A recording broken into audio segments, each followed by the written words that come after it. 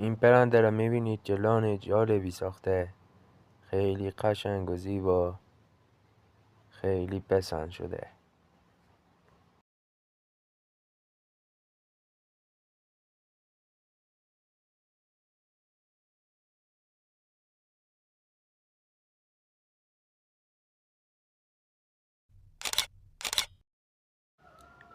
این پرنده را که میبینید دارکوب است. تو لانه درخت لونه درست کرده، ببینید چطور بچهش را غذا میدهد. خیلی جالبه، حتما ببینید.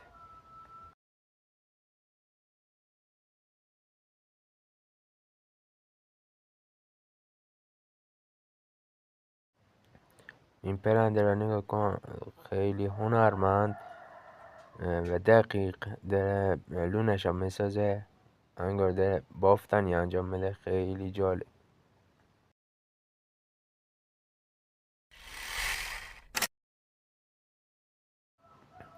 این پرنده از ریشه‌های درخت استفاده کرده تا لونه را میبافه. خیلی تر و تمیز و خوشگل.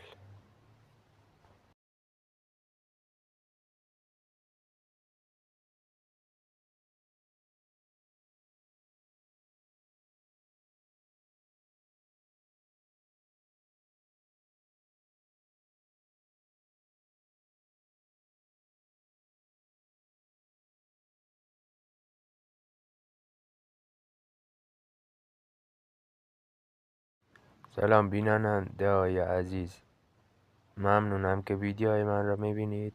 لطفا من را فالو کنید تا فیلم های جدیدی که میذارم مورد پسندتون واقع بشه.